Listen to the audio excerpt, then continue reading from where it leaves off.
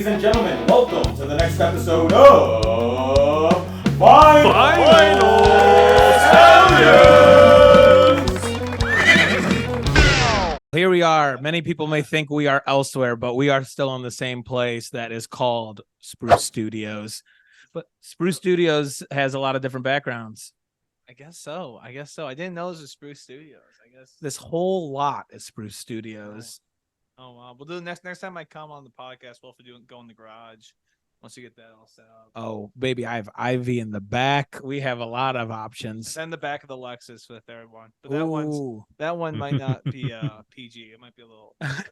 That's for the Might be- nighttime stampede.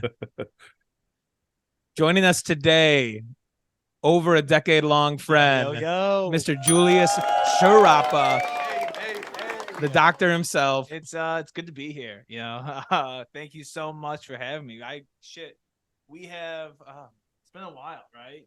Since freshman year of high school, our 10-year anniversary is This year. So, shit. So it's like 14 years. Yeah. 13. Yeah, I was gonna say freshman year of high school. That's like 2009. Yeah.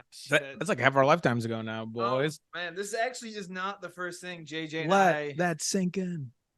It's not the first thing JJ and I have actually recorded for the masses, though.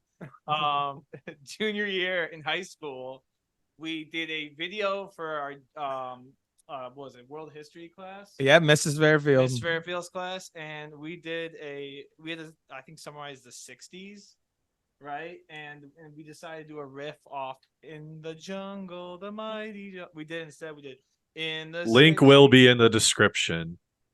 Link will be. Oh my I'll God. find that link. Yeah, it's been a long time. But it was basically JJ and I looked like a couple goofballs going up there and went. Well, they went in the 60s, the mighty 60s. JFK got shot. That was the explicit version they wouldn't let us say. Yeah. We were it was the year of the flower power.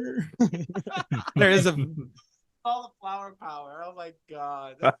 yeah. The JFK shot one. Yeah, that was the that got cut on the cutting room. That's right. Fairfield didn't let that fly. I forgot that we did that. I have a lot of obscure random videos on YouTube, and that is one I have not thought of in a while.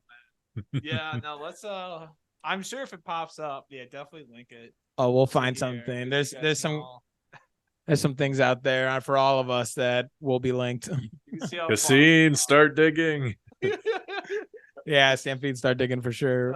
So speaking of the Stampede, do you guys have like people who like one or the other? I was thinking it'd be like the Spruce Heads and the Kleptomaniacs. They're like I don't know if they have other names yet, or is that what they're called? Or what? You just drew the line in the line in the sand right there.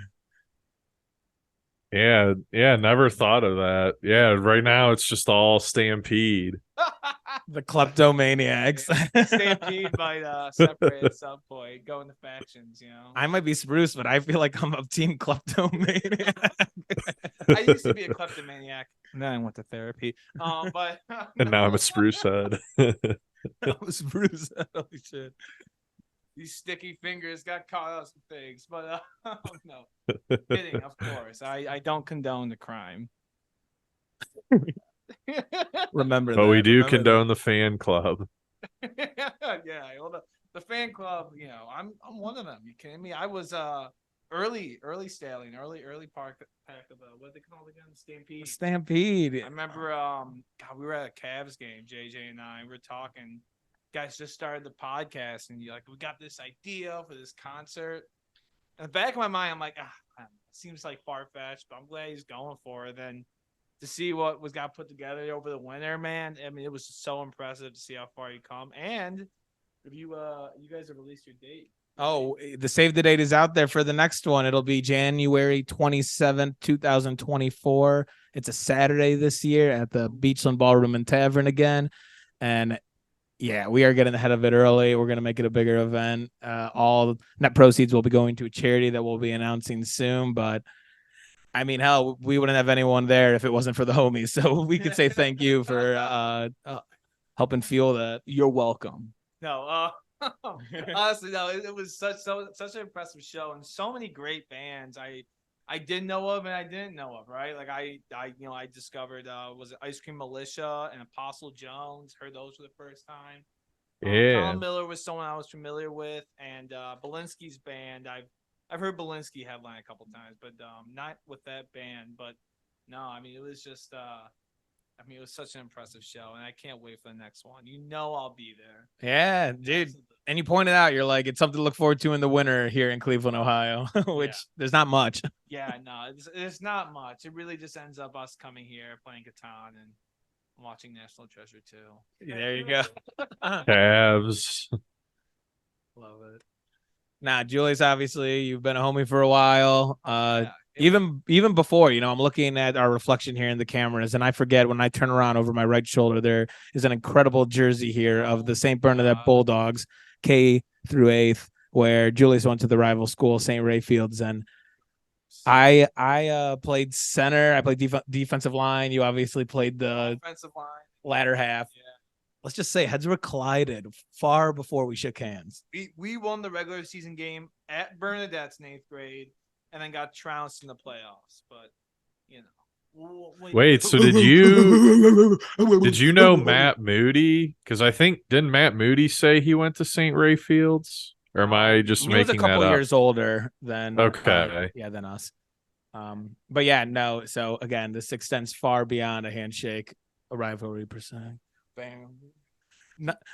Nonetheless, actually, before we get started though, I did see my first concert with JJ. So I had never actually gone to a concert before, not a real one. I mean, I went down to down to some, shows down the flats a couple times in high school, but it was after sophomore year of college, we went to Bonnaroo, and it was the first time I'd ever seen a concert before, and we oh wow. It was really just like baptism by fire, right? I mean, it was just like we saw everyone. It was incredible set. I mean, my God. I mean, we started off with it was like Rin Weaver, the Temples. The Temples, very underrated band. I think you guys would definitely love them a lot. They're really cool, just really psychedelic rock, like in a more modern sense. And then Glass Animals were there, and that was when Glass Animals were like not that big. It was just after their first album. What was that called? It has Gooey on it. Gooey, the one with Gooey, Black Mamba, and was it Hazy?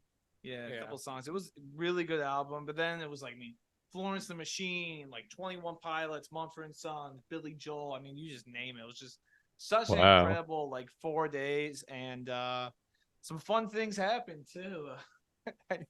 We were there. Dude, I want to go to Bonnaroo so bad, but I'm just waiting for the right lineup. Like, I want one where there's 4 headliners that I'm really into, and just a bunch of other bands that I at least am familiar with. Yeah, no, for sure. And I think we just lucked out because it was just even the ones that weren't the headliners. I know my personal favorite show was Florence the Machine. I think I love Florence. Oh my God. It was so crazy because we're sitting there's this inner pit, and we're right on the inside track of the outside pit, right? So you have your inner pit, you have your track, and then here's the rest of the group. We're right on the outside pit. Shout out Jay Geib, who was our tour guide, just took us everywhere we needed to go. Had the best seats for everything, and we're sitting there in the outer pit, and she just runs off the stage. We're like, where the fuck did she go? Wait, we swear on this podcast? You say whatever though. Yeah. Fuck you. All right. She ran off the stage. And I'm like, where the fuck she go? What? And then all of a sudden she pops up right in front of us. And I mean, I touched her hand. JJ's got a picture of her touching her hand. I've teased that photo on the Stallions, but I should just make a post to go with this. And, it was just incredible. Oh my God, unbelievable. And then we've gone to a few shows after that. So I mean, JJ's definitely made music much more impressionable in my life, I guess, if I said that right. More more influence. I've branched out more. But yeah, no. So we've gone through it for sure. Been through it indeed. And man. And so again, this is our debut album series. For each series, we pick 6 albums. and I believe this is going to be our 5th one of the series. And Julius was talking. He's like, you know what album's so fucking good is Mountjoy's first album, and he kept saying it. And I was like, well, come on, like, let's just chop it up. If Yeah. like, So to be real, I heard a couple podcasts. The one with Connor, I had the most fun with, and I was just like, yo, I gotta get on here. Like, let's do a Black Keys album or something. He's like, well, we're doing debut albums, and I love the Black Keys, but their debut album is not my favorite, to be honest. So I was just like, what's a debut album that really just hit me? And the one that stuck out was Mountjoy. It was the one I listened to the most all the way through. And I was like, you know what? I was telling JJ, I was like, let's just do it. Like, if you want me, get me on the pod, we'll talk Mountjoy, and it'll be fun, man. It sounds fun. Klep, have you listened to the album before this, though? No, so there was one song I knew off this album before listening to it, and that was Silver Lining. No, that's their big one. That was the one that was on the Billboard for a while. That's definitely their that's like kind of like the South by Southwest song, right? It comes out there, everyone you just say it's like the festival song, you know, it gets people going. I think it's the 3rd track on the album. yeah. Definitely the most popular one. Although personally, it's not my favorite, but you know, we'll get to that. We break down the top 3. Coming up next, Sciarappa's favorite track. Which one is it? This segment has been sponsored by Red Stripe. Shout out to Red Stripe. Yeah, and send us some money. Money, please. Maybe some beer. Send the beer to my house. Send the money to JJ. And we'll spend the money on beer. Hell yeah. That's Red Stripe. Hooray, beer. Pay us. Pay them. And send me some residuals too. Yeah. You know, Red Stripe, before we, I don't know why, I learned Hootie and the Blowfish let her cry on guitar recently. And I don't know, they say, she's just alone by the lamppost. Trying to find a thought escape of mine. She says, that's the one I love the most. But Stipe's not far behind. But Red Stripe's not far behind. But Stripe's not far. I think it may be Stipe. I have no fucking idea, but that's nonetheless. It's technically Stipe, like Stipe, but Red Stripe would Stripe's not far easily behind. fit in there. Have me thinking about it. So is Darius Rucker, is he Hootie or is he the Blowfish? I thought he was neither. What do you mean not neither? I'm gonna go look it up now, but I remember it's just the band. Looking this up, and yeah, right? It's actually named after a guy who's not in the band. Feels you're getting an answer, even if that was sarcastic. Yeah. Well, no, because that is a logical thought. Like, oh, Hootie, that would be like the lead singer, or at least somebody that's in the band. But hold on, yeah. Now we gotta dive into it. In the meantime, I'll throw facts back on the Mountjoy record. So Mountjoy is a 5-piece band, of course. Mm-hmm. Have you seen them, Julius? I have not seen them live. I know they were in Detroit recently. M's cousin, my fiance's cousin, just went, drove up there. I should have drove up there, but I just didn't. And I'm regretting it still. Shout out to M, a previous Stallions guest. Yes. Although Liz I did listen to the podcast. Liz kind of dominated the podcast, which I understand because Colin Miller is more Liz's type of music. I think if you guys want to break down like Gene Ico or Frank Ocean, you bring M in. She's your expert there. I was listening to that episode, honestly, earlier today, and I remember M talking about Frank Ocean with the interludes and transitions and stuff. We were talking about that. She's big. Although it was crazy. She actually likes Channel Orange more than Pink and White, which I disagree with. But it's interesting. I don't know. Hey, that's just her. I don't know. Music for all. Absolutely. Flop, you got any more info on this Hootie situation we have? Yep, sure do. So Darius Rucker and guitarist Mark Bryan, two of their college friends. It's a conjunction of their nicknames. So one was nicknamed Hootie, one was nicknamed Blowfish, and they used that to form the band name. So their band name is just a shout out to their boys. I kind of love that, to be honest. Yeah, that's awesome. That is awesome. Well, there you go. Fun facts every day here on Vinyl Stallions. Hell yeah. But released on March 2nd, 2018, we have the self-titled Mount Joy. And you know, it's funny. I thought it came out a little bit later, but I think it's just kind of when I got exposed to it. Because originally, when I got exposed to this album, it was I don't have Instagram anymore, but I had Instagram. It was on everyone's Instagram stories, and I think. Look, now when you listen to the album, I think it makes a lot of sense because this whole album, there's not one genre defined in this album. I think it's kind of based in folk, but like honestly, I'm not a big fan of like folk rock, just me personally. But it's based on this folk rock, but also it's got alternative rock, and it's also kind of going into more.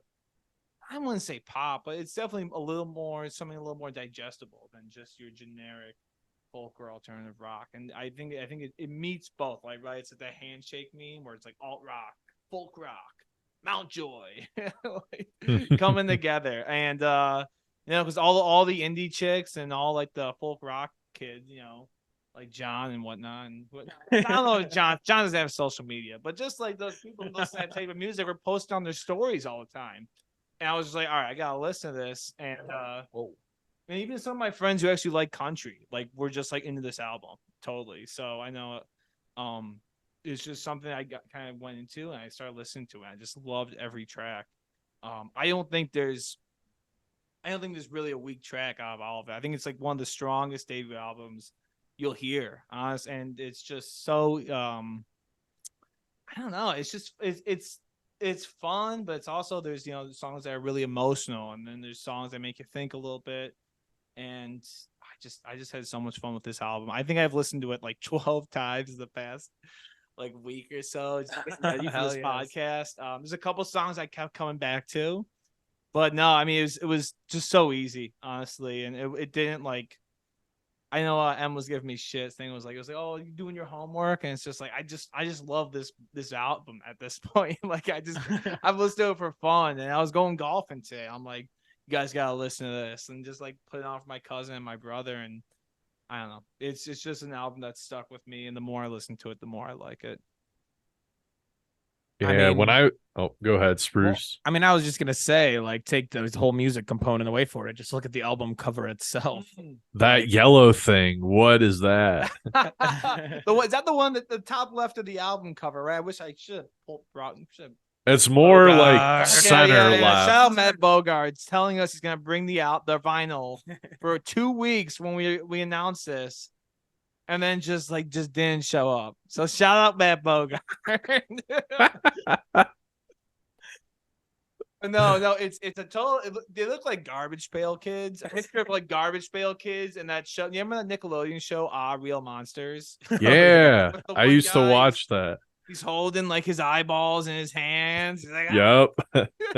It's a mixture of that, and it's kind of gross, to be honest. It's a gross album. Like, you look at it like, wow, it's like kind of pretty jarring. I mean, when you look at it, and it sticks with you, and that's it's definitely something I think this album is. It's not necessarily about all the pretty things in life. It's definitely about kind of the ugly things and how we're all just kind of like, I don't know. I don't know. I was trying to make a point there, and I think it just like kind of slipped away. No, the point's continuing right now. And I guess since you mentioned it, they did press this on vinyl right when they released it, which is cool and rare. Like, a lot of times, unless you're backed by like a huge label, you typically like don't press the album right away, like because there's a lot of costs involved with it. So you usually, wait till you get some money in the bank and then kind of go from there. This album was released on the Dual Tone Music Group label, which is a label out of Nashville. I can't speak for this album, but I know the second album I think was released by the same people who did My Morning Jacket. I think it was the similar producers. Okay. The second album. I was just reading a little bit on Spotify. I didn't want to read too much into the album, to be honest. I kind of just wanted to listen to it and kind of digest it that way. I feel like sometimes when you read someone else's opinion, you just basically adopt that opinion.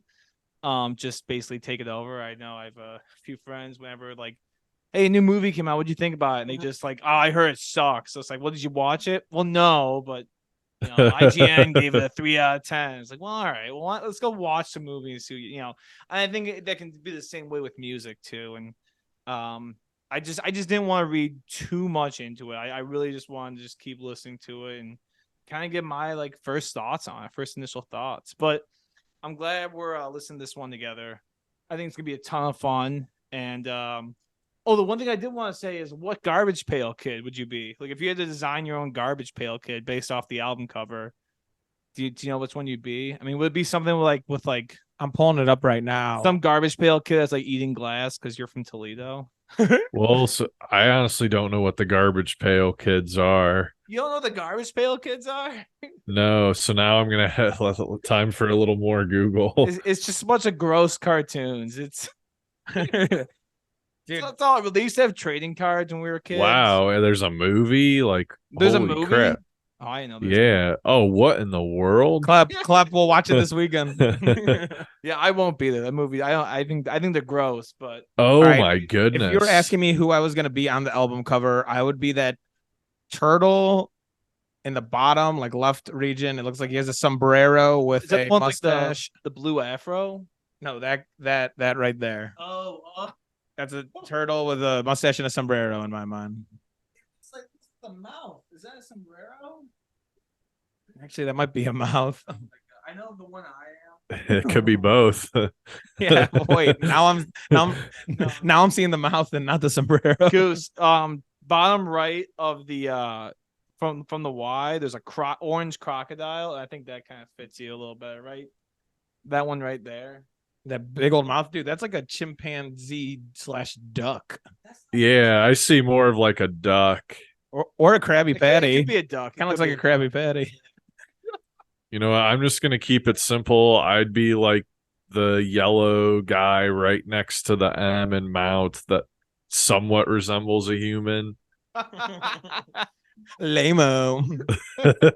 I think there's a green guy with his mouth open. He's got like kind of like the eyes, like the like the circle eyes on top of your head, kind of like some Larry the Lobster looking shit. I think yeah. Lobster boy. Just screaming. Looks like he's just like stomping on the accelerator, just going full speed. Yeah, wouldn't you want to know, Weather Boy? This kid's sketchy. All right, boys. Yeah, we've tiptoed around the water. I want to Let's dive do into it. this mammoth of an album. Again, it was released in 2018, 13 songs, 44 minutes, 29 seconds, and we kick off at number 1, I'm Your Wreck. One disc also, I will add. Okay, yeah. So are you gonna play this? So this is when the editing comes in and the song is already played. Gotcha. Okay. So I'm Your Wreck is honestly, I can't think of a better way to start an album. I think it's probably my second favorite song on the album. And it just talks about him. I mean, I think the guy, oh shit, is it Matthew Quinn? I'm pretty sure. I think he's just talking about himself and just how he's just kind of a mess right now, I'm your wreck, and that's what he's kind of singing about. And he's just kind of downtrodden, and it starts off in a really it starts off in kind of a folky way, but then it does kind of their alternative rock kind of comes out as the song comes on, right? Definitely goes in some harder chords, a little more power chords, and he kind of does a little more belting towards the end. I think that's what the lead singer does do a great job of. It's just like switching from kind of like the playing acoustic and singing the masses, and then kind of getting a little grungier with it, and just belting into the microphone. I think he does such a good job balancing that, and I think that's why it does cross those genres a bit of how we can just kind of transition between the two. I think it's incredible. It's my second favorite song.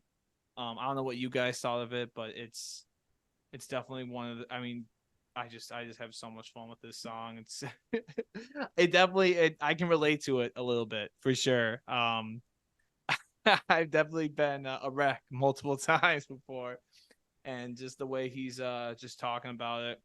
And I think the whole album in general has this whole sense of this band just trying to reach their goal, reach their dreams, and it's not always pretty, and it's just kind of at times you're gonna be just downtrodden, beaten, and you're just gonna be a fucking mess. And I think this song encapsulates that. Yeah, whatever. It does that so well. Yeah, and I guess also to add on to what you were saying about the multiple genres, there's definitely elements of pop as well. Yes. Um, Particularly with the percussion, because you'll notice like the kick drum is just kind of thumping on like the 1 2 3 4 of like every bar in the song, and it just like like keeps the tempo moving. And yeah, like I mean that sort of, I guess, technique, if you will, or rhythm is like very popular in just pop music. Yeah. For sure. And I mean, I think you said it perfectly, man. It really doesn't, this whole album doesn't put itself in the corner. It really does touch all those everything you're saying. But it's also, I think, a big thing about this album too is, you try to understand what he's trying to say and trying to just, try to translate it, I guess, in a sense. I know some songs can come off a little different than others, but I think this one, it doesn't take too many times to like re-listen. I think if you're got a good head on your shoulders, you can probably figure it out. But yeah, no, I definitely something that you just try to see what he's trying to say. And I think this kind of not from the album, but just like general sense of how I listen to music. I don't actually listen too much to like an album. Honestly, I listen to, like, the songs. I just have Spotify just like pick me out playlists, and I'm just like, hey, I like these songs. Just go off that, right? Just like, here's everything I listen to. Let's just try to listen off that. And I think this is I don't want to say it's my first time just like going from an album start to finish, but you definitely do get a sense of what the artist is trying to say, what they're going through, and what you take out of that. Because obviously I think you have 6 different people listening to this album and come away with different things for sure.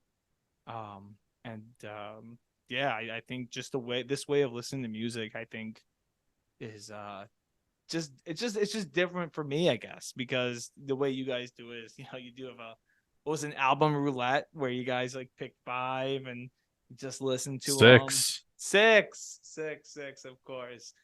No, I think the way of you guys are doing that, I mean, it's such a different way to listen to music, but I think you can just have a better understanding. Yeah, I mean, it's honestly, I did not do it much until we started this thing, and then now it's like intriguing. Like when I listen to our Stampede Shuffle 2.0, you can find on Spotify, and it has a bunch of different songs from all genres, and I honestly just listen to that until I find something that I'm just like, what is this?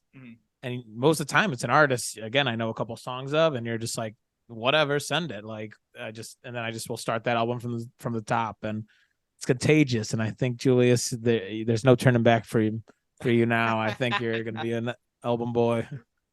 Yeah, I mean that's like if somebody's ever talking to me about like a band that they really like or something, and like it's like within a genre that I would consider, then like that's always my first question: what's your favorite album? And like if they don't have an answer, my first thought is usually, okay, you're really not into that band. Because even if you're not an album person, usually like an artist that you're really passionate about, you've given at least one of their albums a full listen just by like chance. Like maybe you weren't even intending to, but you just happened to listen to all the songs on that album.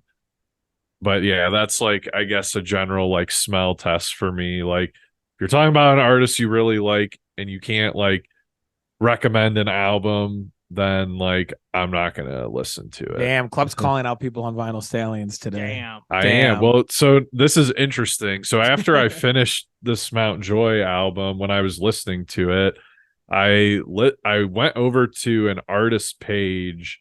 The artist was called Goth Babe, and the only reason why I did, one of my like good friends, Stallion's guest, Nick Chagan, he's like really into them. and I immediately left the page because all their whole discography is singles, no albums. And I was like, nope, you are not getting the time of day. I see the listing numbers. You have the resources to make an album. Until you make one, I am not listening to a damn song. I really do like a few of Goth Babe's songs. So I'm actually a fan of them. They could be good, but it's the principle. You got like 20 songs out, and you can't make one fucking album. 20 plus songs. Hey, if they can do a set list, I mean, as long as they do a set list and they can like perform, the album thing would not deter me from listening. They're playing the modern day game of singles. That's exactly it. Yeah, I mean, you're not wrong. You're not wrong, and I get where you're coming from, but I just don't think it would deter me from. Times have changed, you old head. Yeah, I am very much in the minority. Most people would not even look, like they would just be like, oh, here's the songs. They would not even like digest that there's not an album released. Old man yells at cloud, yeah, but it's okay. I understand.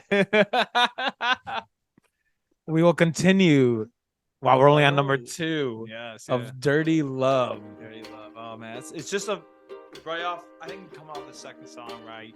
It's just kind of it's like an island vibe. It's like a Hawaiian island vibe. Like good. Like this is my kind of like I love this style of guitar playing at the beginning.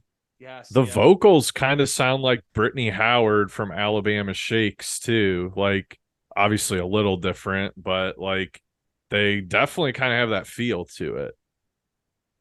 I can see that for sure. I mean, it's just kind of the way it kind of comes in. It's just, I think the way I'm Your Wreck ends, it's kind of like this little more like not hardcore, but a little more rock and roll. And this kind of comes off with the acoustic, just boom, boom, boom, boom, boom, boom. You know, just kind of just kind of brings you back in, you know.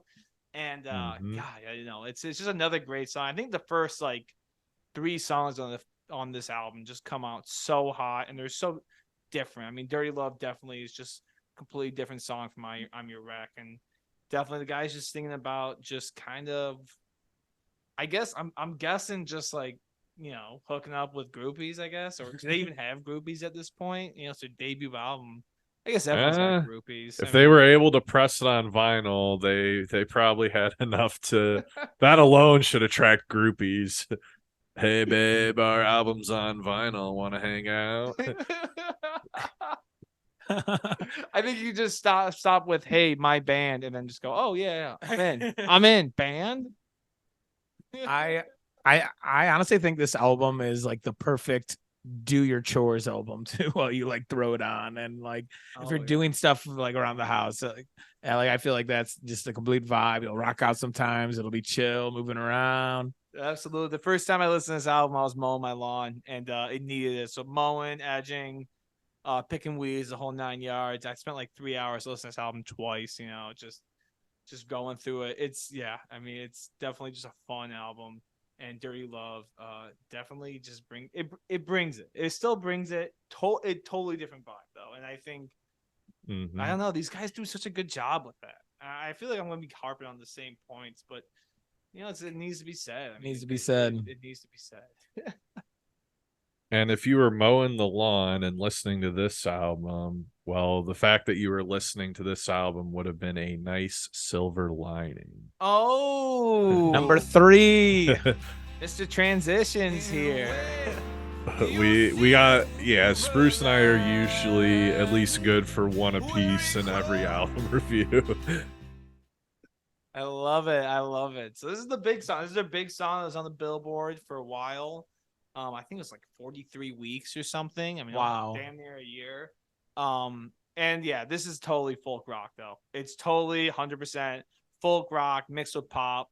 You know, it's something you could definitely hear on 96.5 or 104.1. You know, it's something that'd be on there, and you'll be having the windows down in the summer, bouncing around.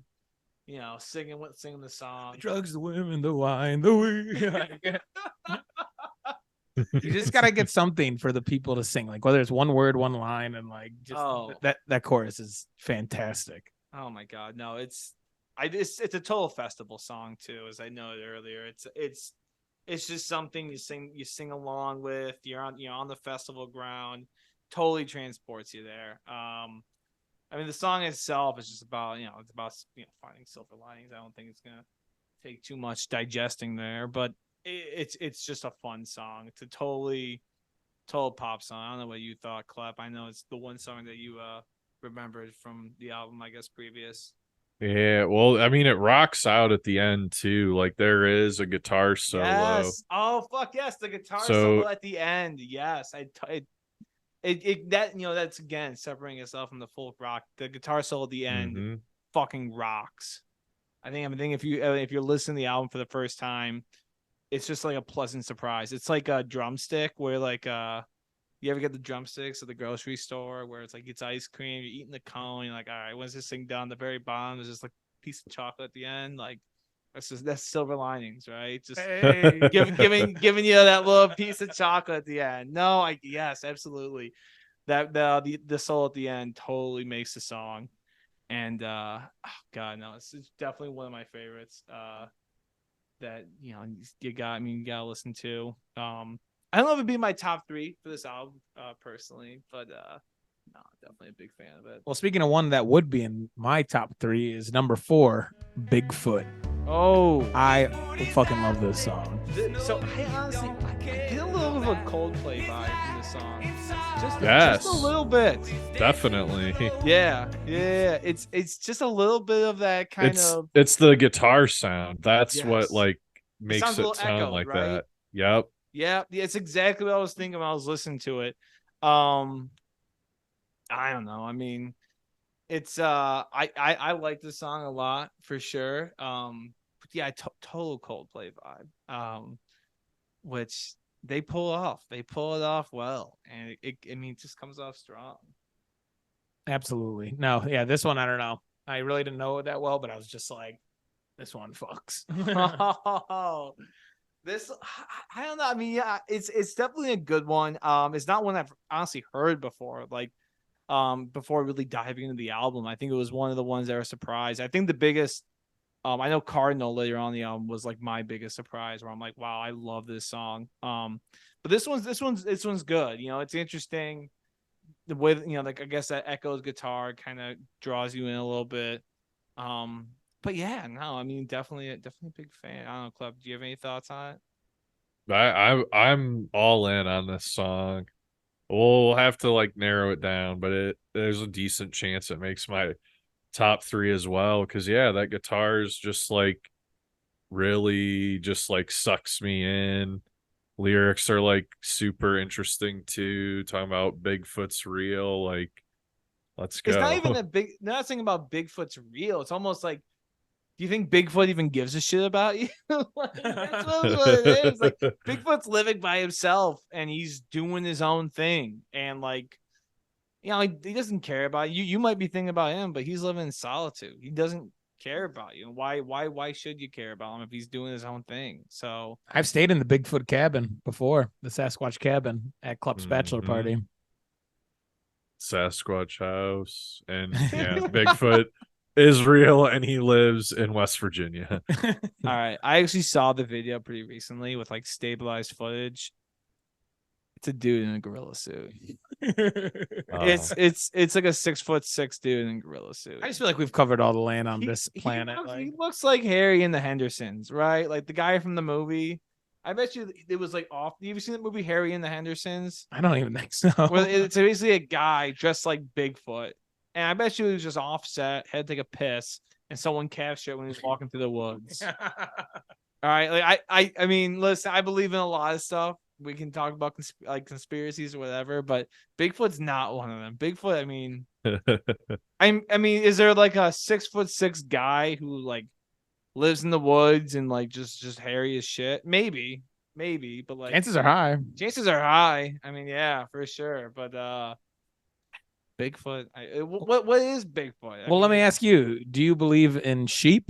Sitting at number 5 on our album. Oh, well, listen, I played Catan once or twice. You best believe I believe in sheep. And I gotta say, this song is the one I gravitate the most back to. It's an incredible song. The way it starts, it's just kind of quiet, and then it just comes right in. And, you know, it's totally made for a festival again. Like they kind of play slow, and just bow bow bow, and then the whole crowd's gonna get going. Give them a minute to start screaming. Once they're done, get right on the vocals. Get hot in the basement zone. And a lot of soul in this song. Oh my god, the singer himself, he just sounds. It's a mix of anger and like almost like kind of grief a little bit. You know, it's such a powerful song. I think this and St. George are the two songs that stick out. It's just the most emotionally driven. And this one, Mac Quinn, right? Yes, it is Mac Quinn. I know the name. I don't know why I'm second guessing, but he totally just lets it all to bear. I think this is the best song on the album. I know I should have made it a little more suspenseful, but this one is just the complete package. And I think the whole message behind it too, it's deeply rooted in social justice and what was going on at the time. And you can just hear his anger in it. And, you know, when you hear like the, you know, cut up is still the red, white, and blue. It kind of just points to like, you know, all these problems that are going on with like, I mean, it could be gun violence or social justice or whatever. You know, you can spin it any way you want, right? You can spin it right or left. It's still an American problem. And when he's talking about these kids getting ready for the long war, it's like we're the ones who are gonna have to figure it out, right? Like it's our generation who's really gonna have to come to power and find something to do to fix these problems, one way or the other. And I mean, you can just totally hear the grief and anger in his voice. I love this song. I come back to it. I've come back to it so many times. I think I've listened to the album, like I said, maybe 8 to 12 times in the last 2 weeks. This song I've come back to more than that. I mean, I love this song. It's so just a powerful ballad. And you know, hats off to Matt Quinn, man, because this shit fucking rocks. Yeah, and this is one of the singles off the album. And I guess we forgot to mention that when we were talking about Silver Lining, but Silver Lining is also a single off the album, and there are 5 total. And so the other 3 we have not got to yet. So Klep would not listen to this until the album came out, people. Well, I mean, it depends. I mean, if it's a single for an album, then sure. Like I just listened to a single today, like a Blues Traveler single, because it's the first single off their upcoming album that comes out in October. So what if it's an empty promise? Are you just devastated? They're just like, where's the album? Oh, we're still working on it. Oh, I mean, you can pre-order it, so I'm fairly certain it's happening. It's not Kanye. Just, you know, how long do you take for Yeezus? Like what, 3 years? It's coming out, people. It's coming out. Yeah, and I will listen to like a single, like Humphreys McGee, like one of my favorite bands. They have a song called Crucial Taunt that is just a single. It's not on any album, but I mean, like they have like over 10 albums in their discography. Like the issue with Goth Babe is like there isn't a single album. Like I'm down with singles, but like there's got to be albums too. No, and Goth Babe is not like just starting out or anything, and they have like probably 2 albums worth of material. So that's where the issue lies. Yeah. No, I mean, I know. I'm busting your balls a little bit. Well, and I guess in this Mount Joy situation, like if that's like the first stuff they're putting out, then yeah, like that's all they can do at that time. So I'm all in on the singles there. And he's back. Yeah. No, I'm just giving you grief. And you know who really gives me grief? My cousin Julia. Julia. Although I always sing Julius. I go, Julius. Just kind of bring it back because I'm a self-absorbed person. No, I'm kidding.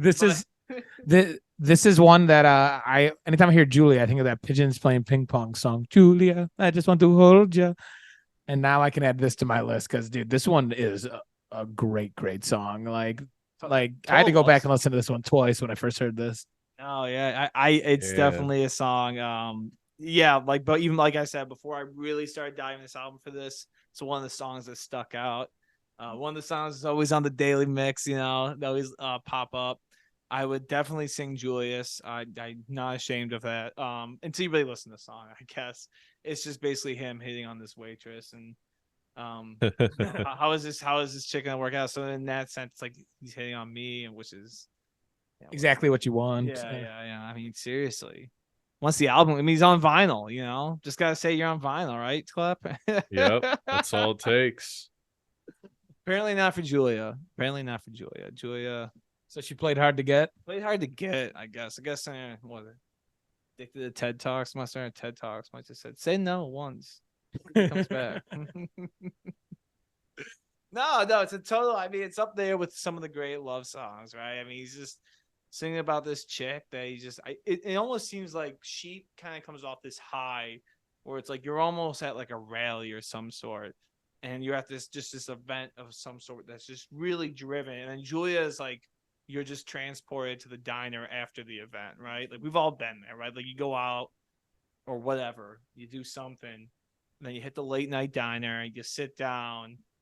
You're looking at, some waitress or whatever. And this is I think that's just kind of what I got from this song. It's just like this, like a come down from like something that was just really high, tense, and just passionate to just kind of relaxed. You're in the diner, grabbing, bite to eat, flirting with the waitress. And yeah, that's totally what I got from I'm getting pancakes, man.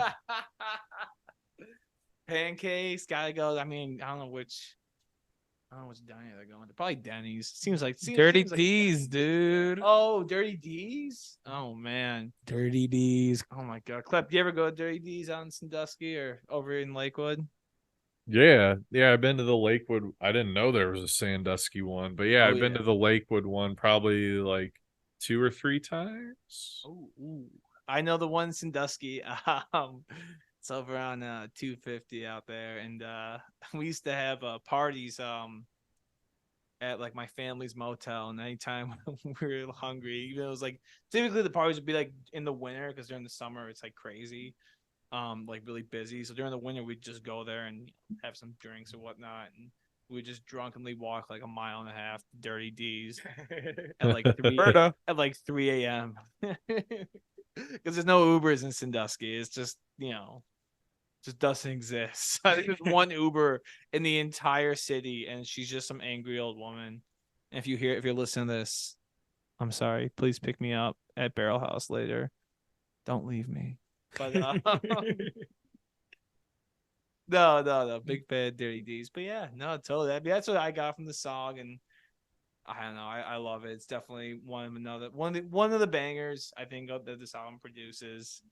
I don't know, Klep. Do you have any thoughts about it? Yeah, it's a great song, kind of a R&B feel to it, and yeah, I kind of get an Alabama Shakes vibe from it again. Like the singing and the guitar both just like have that sound, that like bluesy R&B. Yeah. Yeah. I can definitely hear a little Alabama Shakes. Hear a little R&B though. I think even at the end of I'm Your Wreck, it goes into a little R&B. It's like, meet me down in San Francisco. Just kind of just like gets a little that R&B kind of a little like deep south a little. Although I think I don't know where the band's from. I didn't do any research on the band. I'm sorry. I probably should have. I think they're out of California, if I'm not. Yeah, I'm pretty sure they're from LA area. Kind of. They all met in Philly. And that's like technically what their origin is. But I mean I guess so I guess you could say either, because they got popular like through the LA music scene. But yeah, the band like formed in Philly, and that's like where they're all from. Oh no shit. Okay. Well, that makes me like them even more, to be honest. If they're West, I guess coming from like other Cleveland people, Cleveland. Yeah, Philly, and like another cool fact, so there's no turnover in the band. But yeah, they like all like met in high school. Oh, damn. Kick ass. Well, so it is common for a band to start or have their debut album be self-titled. Mount Joy, Mount Joy. What you don't find too often is them having a song though on like that's confusing as shit. The only It's one I Mount know. Joy by Mount Joy on Mount Joy. The only one I know is Bad Company. Bad Company on by Bad Company on the album. That's Black true. Sabbath. They have a song called Black Sabbath Oh. which is the first track off of the album Black Sabbath, and it is also their first album. So when I like saw that there's a song called Mount Joy on this album, I immediately thought of Ozzy and the Boys. Interesting. Yeah, no, yeah. So I guess I didn't know those two, but that's Bad Company. Oh, that's a ripper of a Sabbath tune. Like, please listen to that as soon as we're done recording. Hell yeah. I've never actually listened to too much Sabbath, so I'll have to Ride it. also take some time out of my day. But yeah, For as so popular as they are, I think they are like one of the most underrated bands. Just because, like, think of all the great music that came like from that time, like Led Zeppelin, Rush, Rolling Stones, The Who. Like, there's just like all this amazing music, and like also Ozzy has like a super profitable and successful solo career. So like Sabbath kind of gets lost in the mix, I think. All But you they really are know is like they hit really the head off good. the bat. Yeah. That's what I mean. That's what people think of. They don't like really know all the songs other than like, like Iron Man and like Paranoid and War just Pigs. like, yeah. Oh, War Pigs slaps. yeah, no. But yeah, all right, so interesting. But yeah, so we find then Mount Joy, the song in the middle of the album, and Klep, give us a vinyl check real quick. So this ends the A side, single disc, 7 songs out of 13 in. And yeah, this ends the A side. So we're walking over and flipping. So here's what I'm thinking. Julius needs another beer. We'll do a flip real quick. Klep, why don't you tell the people what album you have behind you today? Okay, so yeah, interesting. So I didn't have a Mount Joy album, so I had to get creative and think like, all right, what could maybe work here? I could have picked a Dave album because Mount Joy, so every year Dave Matthews and Tim Reynolds, they'll do an acoustic weekend in Cancun. It's usually in February, but it's sometime in the winter months. And the one earlier this year in February 2023, Mount Joy was one of the bands playing there throughout the day before Dave and Tim played their evening set. So I could have picked a Dave album, but what I have behind me is a Sam Birchfield album. And the reason why I picked it, I saw Sam Birchfield perform live this past weekend at Oliver Hazard Day. So Oliver Hazard is like a indie folk band from Waterville, Ohio, which is like right next to me. Like downtown Waterville is like 10 minutes away from where I am recording right now. And Sam Birchfield was part of this, and like they played a killer set, and their sound is like pretty similar to Mount Joy. Like they have elements of R&B, elements of soul, elements of folk, elements of country, a little bit of rock. And so I was like, like it's fresh in my mind. Like let's give Sam and the boys some love. I just see Skelly back there, man. I had no idea what was going on. Skelly Yeah, the album is called Graveyard, so check it out. Sam Birchfield. The freaking Monster Mash, man. So we will continue as it's only a single discer, so we're only flipping once here. Nice clean one. You got to clean it off. This is a reminder to make sure you wipe off your disc, wipe off your needle. You don't want any dust on it. Klep and I have had some scares. Mm-hmm. So you wipe off your dick. I mean, well, that too, yeah. That is something for not playing vinyl records. Personal hygiene. Yeah, personal hygiene is important here. So if the stampede comes marching on, make sure you hit the degree. Hit a little stick in there. Julius Wood. All right. So just to like clarify before we dive into this, you heard me introduce Julius today as Doc. Why do I call him Doc? Well, it's because way back when we used to play Super Smash Bros. Melee, and this mop was always Dr. Mario. Gotta be. I just like the dick towel. And that's why he reminded me, because he was like, to wipe off your dick with your dick towel. Oh, of yeah, course you of would, course. Doc. Yeah, of course. Of course. Well, it's a good reminder. I don't think that. Hey, he is a certified prescriber. Certified, prescribing cartoon pills in a video game. So we kick off side B with Astrovan. It's Astrovan. Okay. Another single off the album too, and this was actually the lead single off the album. So back to what you were saying earlier, Julius, if I was out there and Mount Joy on their Spotify only has one single, it would have been this one. Yeah, and first song, first single. It's a great one to go off of. I mean, it's just the whole song is really about. The way I took it is this guy's talking to his mom. His mom's just like, "Why are you a piece of shit?" And the guy's just like, "Hey, Jesus drives an Astrovan, right? He's the poorest of us all.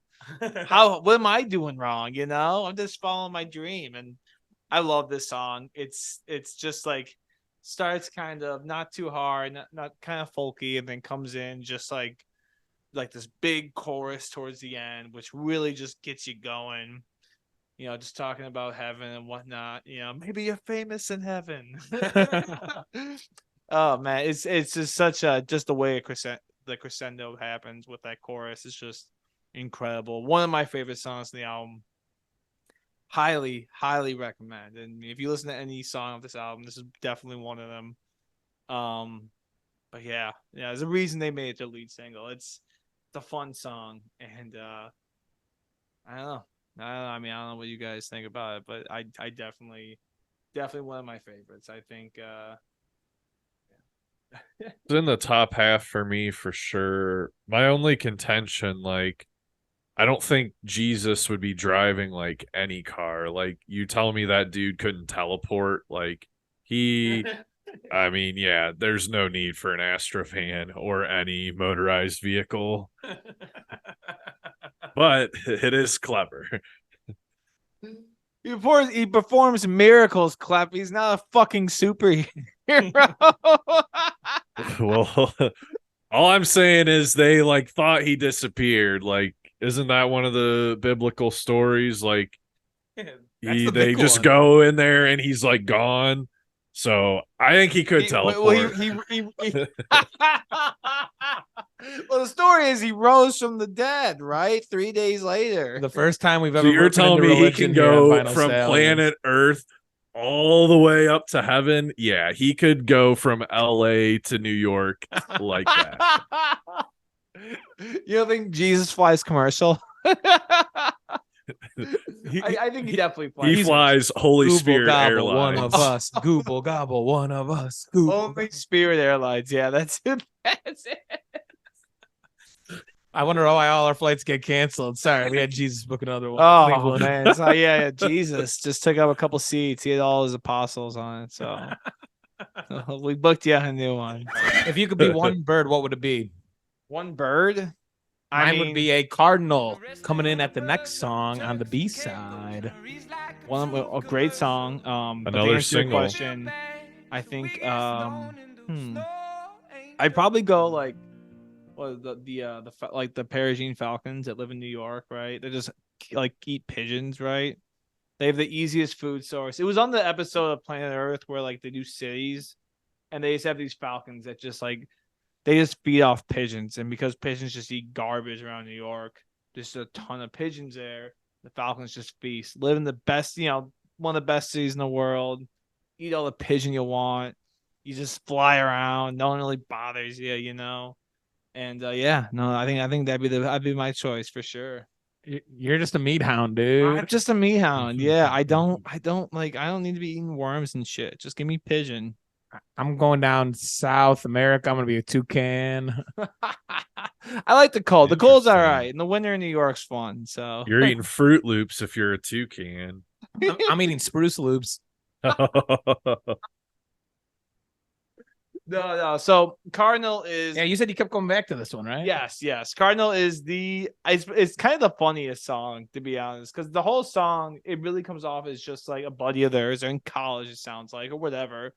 Buddy of theirs is just kind of a loser, and he's telling people he's got a online girlfriend, and he just can't get it together. And what do? They just, they just get stoned to make snow angels, the song goes, and they just kind of hang with them. And then I think one of the choruses of the song is just like, you never have to tell me, man. Like, you never have to come out to me. You don't have to ever admit anything.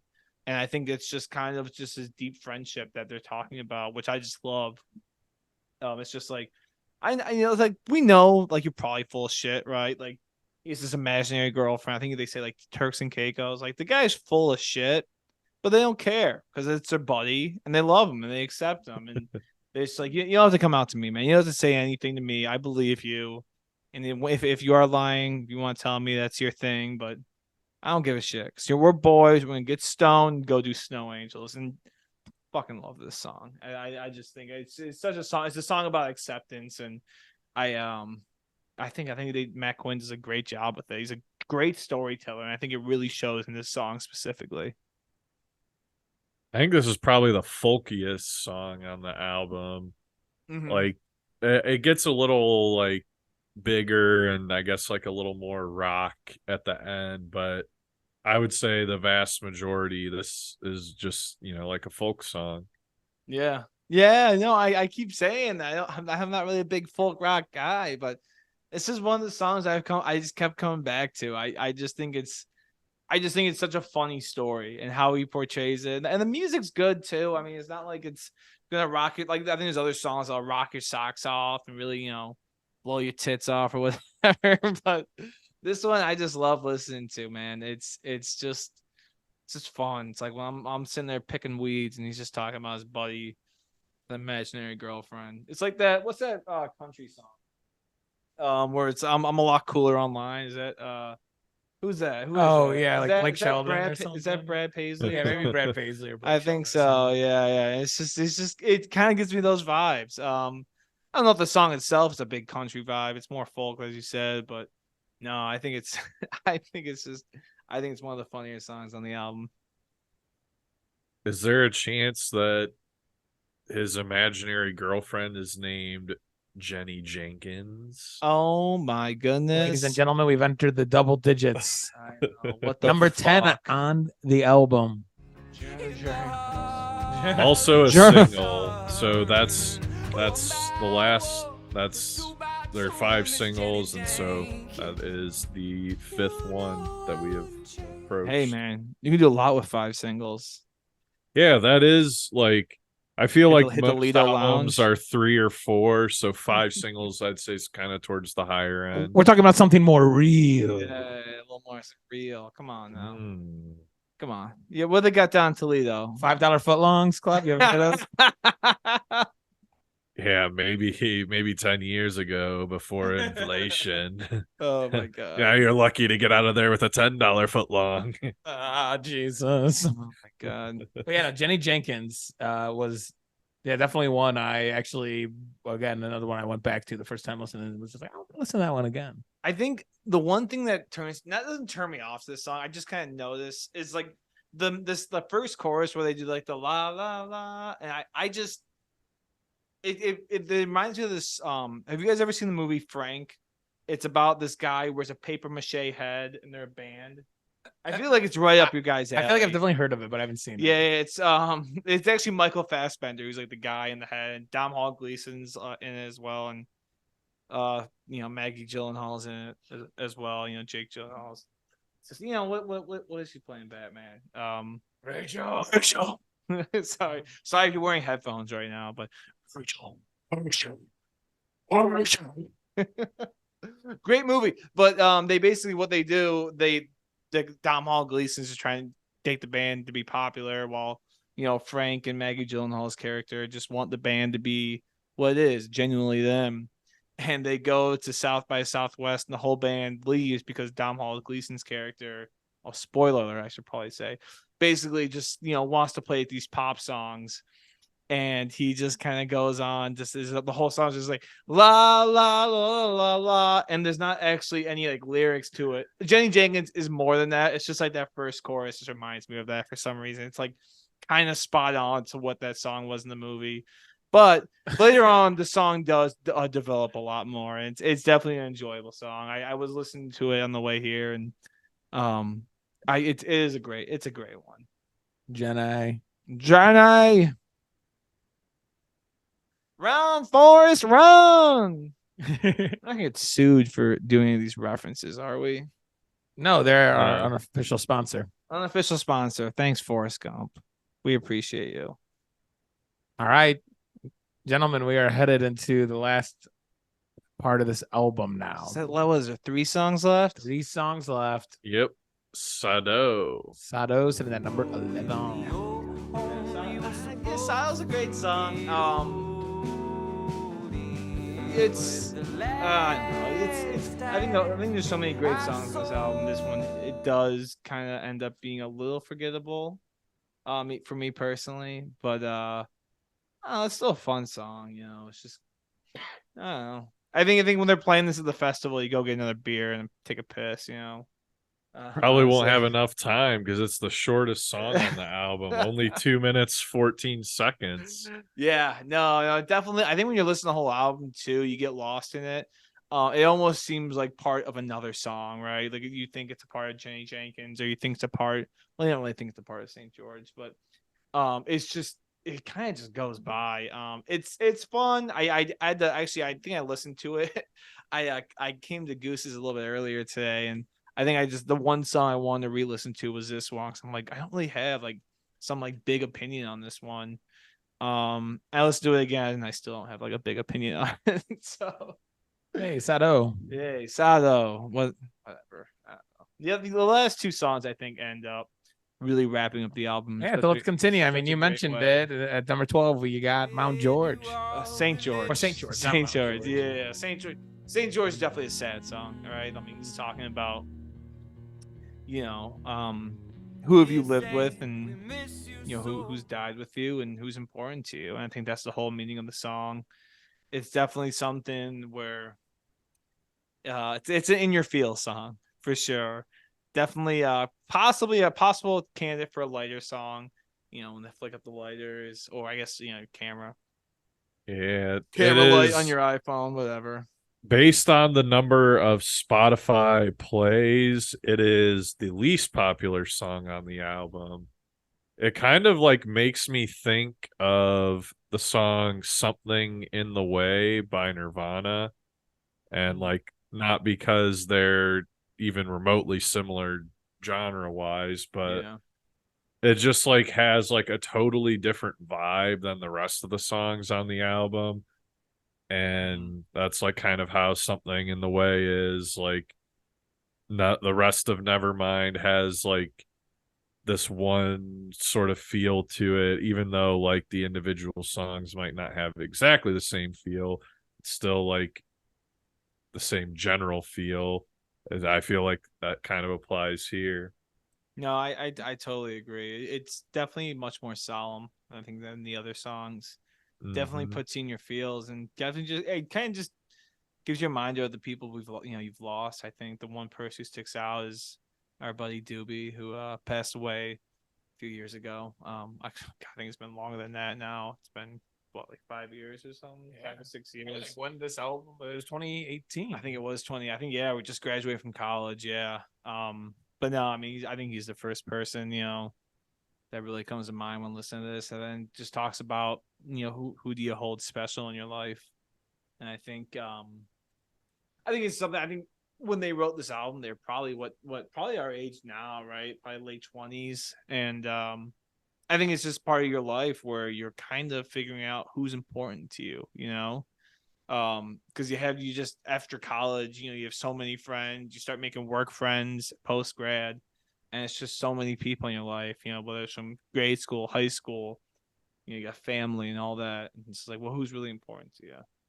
And I think this song puts it in perspective. And it does kind of come as, like you said, it's just, it doesn't flow with the rest of the album, but I definitely enjoy it. I think sometimes you gotta be in your feels, man. Like, who wants to watch?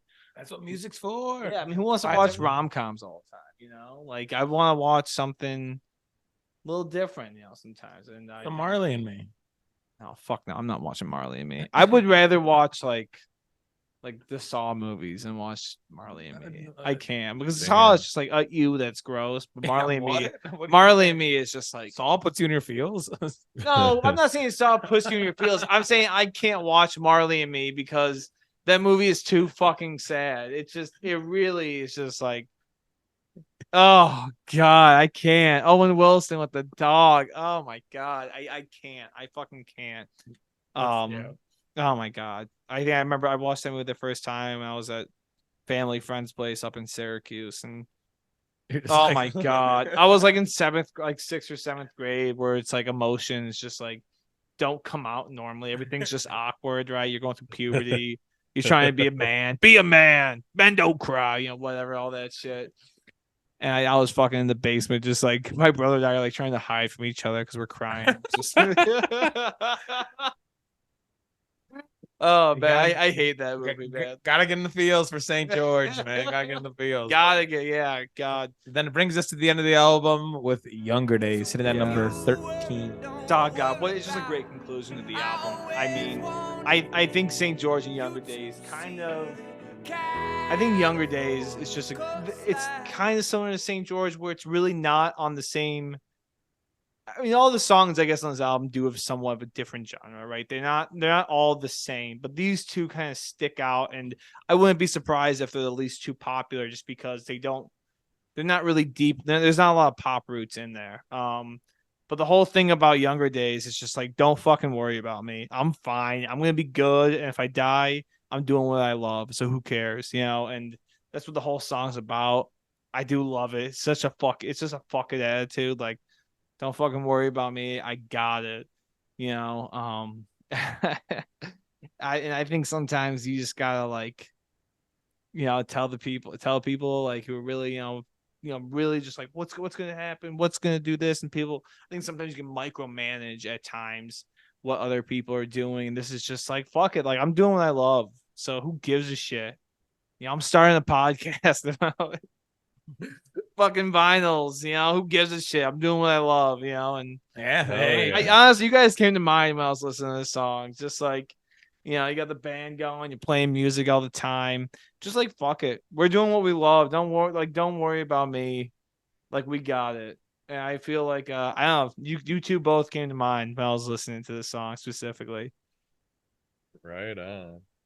yeah, no, I mean, hey, you gotta just fucking do it. I mean, it's crazy. You get into the mindset of wanting to compare yourself to, like, you just said these guys were around our age. Like, holy shit, why don't I have my shit down? Or like this, but I don't know. The comparison game is obviously so tough. I mean, I think it was Krista Cole who said it. I mean, I said it on a recent episode, honestly, of with Danny No. Shout out to Danny No. Big L Records. But just, I don't know, you do shit, and if you do it enough, like, it's gonna resonate with some people if you like are putting enough effort into it. And hell, like, if people like it, cool. I mean, that's why we try to put out so many just like different things, is because it's all over the place. But hopefully this episode of Mount Joy resonates with you. Well, I mean, I don't know if I'll listen to it because I hate hearing the sound of my own voice, but I'll have to listen to it. I'll have to make sure there's nothing I can get fired. Yeah, I have no idea what we talked about in those first 15 minutes. True. Yeah, we kind of went off script there for a while.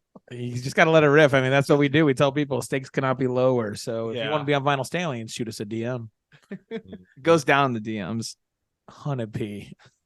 But yeah. as always, Klep, We need our top three. All right. Top three.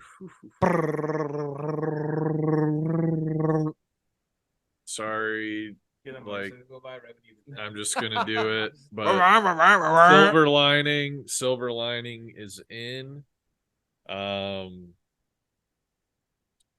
I think I'm gonna go Sheep Yeah. and 100%. Astrovan. That's my three. Ooh. Silver Astrovan. Lining, Sheep, Astrovan. Astrovan. Stroven. You drink the Astrovan now. All right. So my top three, I'm gonna stay towards the front half of the album and go with Dirty Love, Bigfoot, and Sheep. I think Sheep's gonna be the one for all of us. It's my favorite song on the album. It definitely goes number one for me. I think I'm Your Wreck is a hard number two. Number three is tough. It's up in the air. I think there's a few nominees. But fuck it, I'll go Cardinal. I think it's just a fun song. I think it's funny. I think it's got a great meaning behind it. So I'll go Cardinal for 3. Totally fair choice. Yeah. But no, Sheep. I think Sheep goes the hardest. Like it's just as a song in general. It's got everything you want, right? I mean, it's great. It's great for a stadium. Great in your car. Great for any time, really. Anytime. So you obviously said let's dive into Mount Joy. Great album, but what are just a couple artists that you're listening to now or have always listened to? Oh, good call. So I don't like. I love Black Keys are my favorite artist. I love Dan Auerbach. Akron Boys. Yes. The Rubber Boys, absolutely. No, Black Keys are by far my favorite band. I've seen them twice live. Each time was better than the next. Although they were the one time I saw them at Rocket Mortgage, the one time was at Blossom, totally different vibes. One was more Rocket Mortgage was actually more like rock, like heavier. Where like that Blossom, they play a little more funk. Like they brought this like random guitarist who was like they met at Hooples or some shit. They've also played Beachland. Did you know that? I didn't know that. Before their first album was out. Yeah, they Really? played at Beachland. Oh my God. No, totally. I remember so at the Rocket Mortgage, she's like, yeah, I used to perform at Hooples down the road. And Hooples is like, I mean, Beachland's an actual venue. Hooples is a fucking dive bar. I mean, they got a nice patio, and I don't mind going there for a drink every once in a while, but Hooples is just something like, wow, that's a deep cut. And then at Blossom, he's like, yeah, I used to work as like a parking guide. And so let's play this song a little extra loud, for the people out back. And I forget what song he played. I think he played Howlin' for You, but oh my God. It was incredible. Besides that, who else? I listen to the Arctic Monkeys a lot. Love their first few albums. It's just incredible. I think I listened to I think new artists I listen to now. I really like Your Neighbors, which Klep's gonna kill me. It's literally they got a bunch of singles. They have some albums. They have some albums where well, then they're good. No problems. They're like 4 or 5 song albums though, and like to be honest, the singles are like way better than their albums. I can't recommend like for some reason like their singles aren't even on some of the albums. Like I don't know. They're a band that they definitely come through by listening through singles. I not through listening through albums. What is it? Neighbor? Your Neighbors. Your Neighbors. Okay. Yeah, Your Neighbors. They got some great songs. I definitely it's God, I can't even like it's alt rock in a sense, but it's also more of this like I don't know, really upbeat music mixed with like these like heavy emotions kind of. It's kind of this good balance of what they do. Also this I know this kid Binky out of Baltimore has some bangers. You told me to listen to him. Yeah, he's got some bangers, but God, I'm thinking of albums that have come out. That have to be albums. Yeah, just artists. I really liked. Those are the ones that really stick out. Shit, I mean, I don't know. This is kid, Eon. I don't know if you guys heard of him. He's this DJ from Cleveland. He's got a couple, formal Vinyl Stallions guest. oh, that's where I recognize that name from. Oh yes, I saw him playing at Nautica. Yes, saw him at Nautica. Yeah, no, that guy's blowing up. Man, that guy's pretty cool. You guys better check him out, Stampede. I wonder what it's like hanging out with EYUN. I bet you hang out with him, he definitely throws away his empties and doesn't just like leave them on the windowsill for me to clean up later. With the tabs twisted a little bit to the right. Yeah. I know it's you, Ian. Throw away your empties if you're listening to this. Well, Pop Rob Sharap, thank you for coming on Vinyl Stallions. It's a pleasure. Oh my God. And you said you listen to episodes, and I hope you've made it to the end of every episode, because as you talk about the chocolate at the end of your drumstick, here is our chocolate that we ask every guest that we have on. What is your most memorable concert experience? Most memorable concert experience. And this could be what the fuck moment. It could be you seeing something. It could be a wholly out of body experience, which I know has happened. It's all three of them, and it was the Mac DeMarco concert in Nelsonville. Come on, I think you were gonna say that. No, come on, it was insane. So what happens? JJ, a good friend of ours, Kevin McGann, and I went to Nelsonville Music Festival during the summer in Athens. Right, we're 21, going into our senior year, and I think actually, I can't believe It that there's was. a What is it music going to venue be? in Nelsonville. Dude, Holy it shit. wasn't a venue. It was the middle of it nowhere. was the middle. Yeah, it was the middle of fucking nowhere, and Okay, we that makes more basically sense.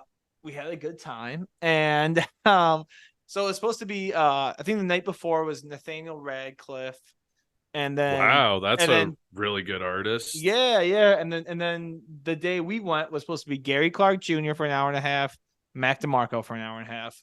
Well, Gary Clark Jr. had the fucking sniffles, so they tell Mac DeMarco, hey, you're playing a 3-hour set, and they had some time to kill. I think it was their second last stop on their tour. Oh my God. And yeah. again, they found out like the day of, and they like clearly played their like hour and a half set like straightforward.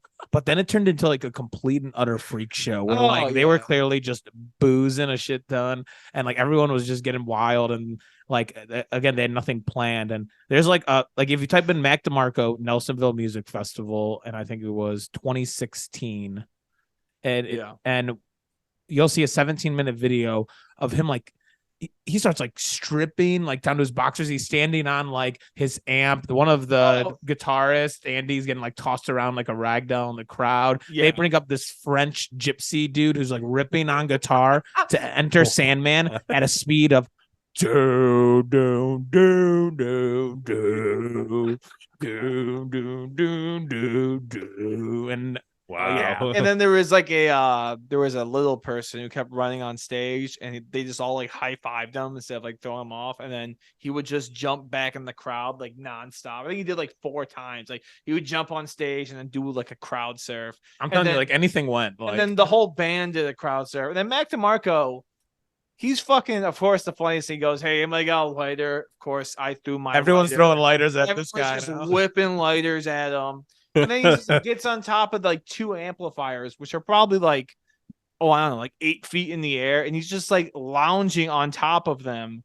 in his like whitey tighties and like having a cigarette. And it was just complete and utter chaos. And I think Andy, the bass, is just sitting there, just like drumming, like while Max just sitting there having a cigarette. And that was the craziest show. I think I've probably seen better shows, but that was the one experience which just like stands out. Just like what is happening, dude. So Andy, again, the guitarist of Mac DeMarco's band, was just like, he was like had to have been like 10 plus beers deep, and he was just like, and like this is why I'm gonna name the first song on my album "Welcome to the Show." He literally just goes, "Welcome to the show," and they're all just playing like complete chaos music. And I remember turning to Julius being like, "What is happening right now?"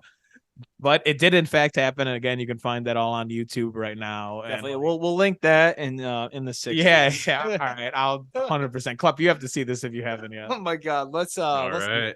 if that show's back up, yeah, it's gonna be interesting.